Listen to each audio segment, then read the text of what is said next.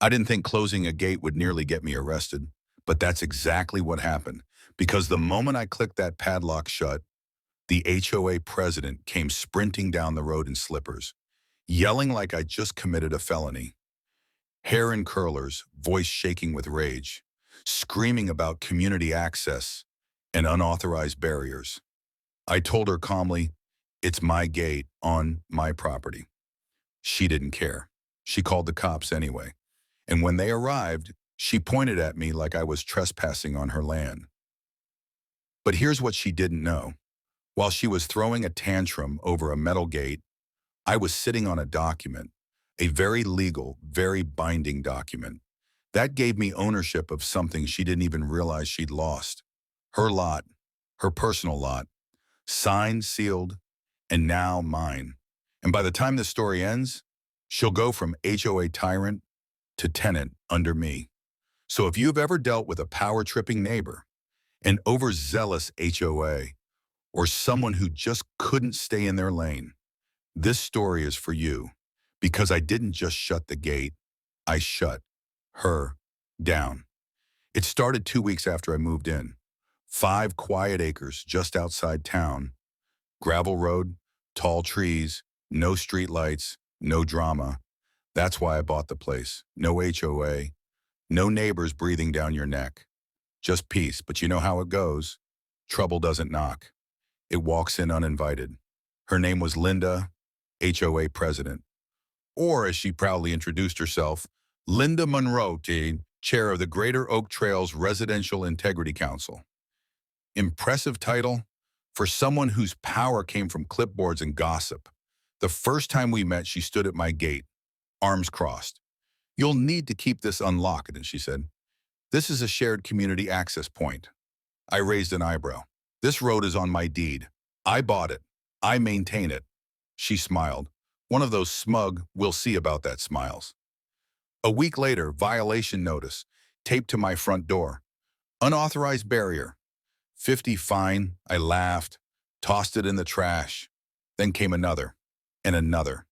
She posted about me on the community Facebook group, called me hostile, said I was endangering access. She even got my number and called me directly. "Blocking this gate violates the HOA charter." I told her, "Your charter doesn't apply to me." She hung up, didn't say goodbye, just, "We'll see." Click. A few days later, I noticed tire tracks in my yard, across my lawn, straight from the road, deep, fresh, intentional. So I installed a camera, and then I installed a new gate, steel, reinforced, locked. And the next time I shut it, Linda showed up, yelling, phone in hand, "I'm calling the sheriff. This is a public road." Except it wasn't, and she was about to find out how private it really was. 2 sheriff cruisers showed up, lights flashing. Linda rushed toward them, pointing at me like I'd stolen her dog. "He's illegally blocking access," she yelled. "This is Oak Trails community property." One of the deputies turned to me. "Sir, do you have ownership papers?" I handed him the deed, straight from the county office. He glanced at it, then back at her. "Ma'am, this isn't part of Oak Trails." Her jaw dropped. No words, just rage and silence. But she didn't stop. She shifted gears. Spray paint appeared on the road outside my property. Red, sloppy, angry. Gate Nazi. Guess who it was? Caught on my camera at 2:14 a.m. Linda, in her bathrobe, with a flashlight and a can of paint. I didn't report it, not yet, because this was about to get good. She sent a cease and desist letter from the Oak Trails Integrity Committee, not a law firm, just legal sounding threats on fake letterhead. Then she canceled my internet, called in under my name. Then my mailbox disappeared, ripped out, concrete and all. But the final straw? She hosted an emergency HOA meeting at her house. Flyers on every door, unneighborly behavior, action required. That's when I started digging. See, I'm not just a homeowner, I'm a real estate investor. And I remembered something during closing. A sliver of land behind Linda's lot, unclaimed, unimproved, forgotten. A quick title search showed it was up for auction, No bids, delinquent taxes. I filed the paperwork, paid 4,730 toys. 2 weeks later, I owned the land behind Linda's house. And guess what? Her fire pit, her fancy chairs, her private garden, all sitting on my land. I didn't need to tear down her fence. I just walked into the zoning office and redrew the lines. I waited, let her run her mouth, let her spin her Facebook drama. Meanwhile, I was planning the checkmate. Saturday morning, surveyor shows up, orange vest, tripod, clipboard. He sets up right behind Linda's fire pit. 15 minutes in, she bursts out the back door. "What are you doing? That's my yard." He doesn't even look up. "Not anymore, ma'am." I walked up with the deed, new one, freshly stamped. "This land, it's mine now." She grabbed it, scanned it. "You forged this." "Nope. County recorder's stamp is right there." She slammed her door so hard it rattled. Next day, 6-foot fence, installed right down the new boundary. No warning, no apology, just shadow. Over her entire garden. Then I hung the sign, "No trespassing, owner enforced." I filed a zoning permit, Airbnb shed, legal.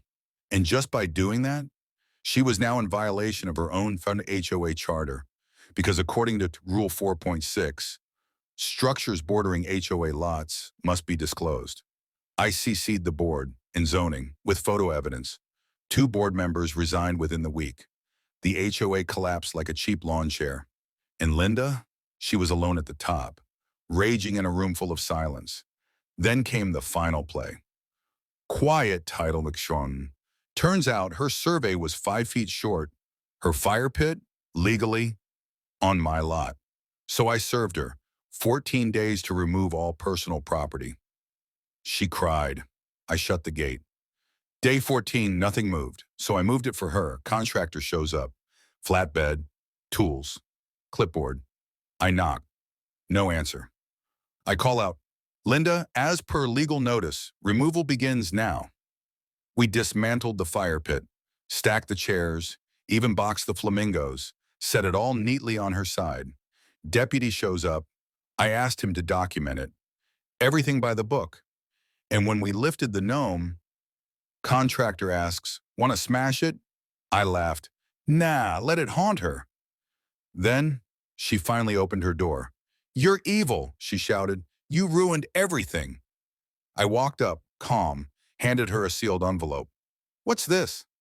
"Zoning variance. I'm building a backyard Airbnb." Her face collapsed. "Don't worry," I said. "I'll keep it tasteful. Fire pit, cozy chairs, gnome maybe." 2 weeks later, Linda resigned. The HOA disbanded. The Facebook group? Dead. Her lot went up for sale a month later. New neighbor moved in, nice guy, no drama. And his first question? "Hey, think I could build a fire pit?" I smiled. "Just keep it on your side." It's wild, all of it. Started with a gate. But to Linda, that gate was a threat. Not to safety, to control. I wasn't trying to fight, I just wanted peace. But when peace gets tested, you draw a line and own it. She tried to chip away, but I didn't break. I got smarter, quieter, deadlier, with documents, not drama.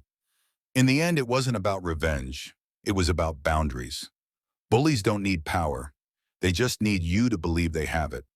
Take that away, they fold. So here's my advice.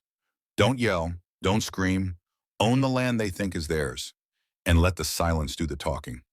Now tell me, have you ever dealt with a neighbor like Linda? Drop your story in the comments. I'm reading every one.